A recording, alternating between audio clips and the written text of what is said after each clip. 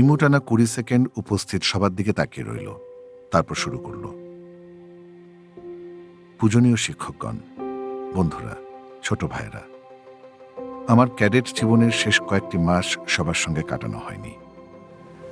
ওই কয়েকটি মাস আমি হারে হারে টের পেয়েছি যে এই কলেজকে আমার জীবন থেকে নিংড়ে নিয়ে গেলে আমার কি অবস্থা হয়। যে কারণে, যে দোষে আমাকে বেরিয়ে যেতে হয়েছিল, সেজন্য আমি ক্ষমা প্রার্থী। সেদিন আমাকে ক্ষমা চাইবার সুযোগ দেওয়া হয়নি। তবে সেদিন আমি যা করেছিলাম, বন্ধুর প্রতি ভালোবাসার জন্য করেছিলাম। আমার জ্ঞান হওয়ার পর থেকেই আমি এই কলেজের আলো, বাতাস, ঝড় বাদলের স্বাদ নেওয়া শুরু করেছি। এখানকার প্রতিটি ঘাসের সঙ্গে, প্রতিটি গাছের সঙ্গে, প্রতিটি ইটের সঙ্গে আমার পরিচয় আছে। ক্যাডেট হিসেবে আমি কলেজকে তেমন কিছু দেইনি, তবে নিয়েছি অনেক। এই কলেজ আমাকে একটা অন্তর দিয়েছে। আমি আমার বাবার বাড়িতে থাকলে হয়তো পেতাম না। এই কলেজ আমাকে একদল বন্ধু দিয়েছে, যারা আমার মায়ের পেটের ভাইয়ের চেয়েও প্রিয়।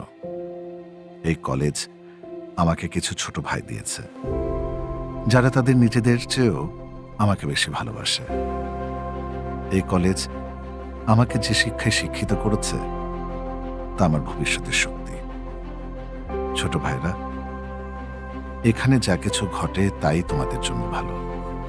অতি খারাপ জিনিসটিও ভালো। আমি তোমাদের অনুরোধ করব, এখানকার প্রতিটি ধূলিকণা থেকে শক্তি সঞ্চয় করো। আমি তাই করেছি। সবাইকে ধন্যবাদ। ইমুর কথা শেষ হতে না হতে অন্য ক্যাডেটরা মঞ্চের দিকে ছুটে গেল। মঞ্চে উঠে ইমুকে পাঁচকোলা করে তাদের ঘাড়ে তুলে নাচতে লাগলো। অনেক দূর থেকে হলেও আমার সঙ্গে তার চোখাচোখি হয়ে গেল। হাতের বুড়ো আঙ্গুলটি আমার দিকে তুলে ধরল।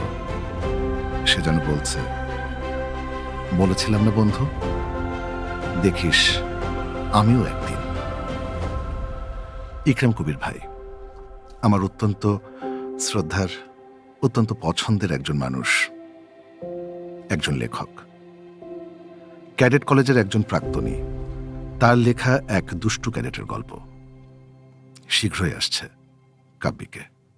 থ্রিলার, রোমান্টিক, মোটিভেশনাল, হরর, ধর্মীয় বা ক্লাসিক, যে কোনো মুডে যে কোনো ধরনের বই শুনতে এখনই ডাউনলোড করুন কাব্যিক, যেখানে শব্দেরা জীবন্ত।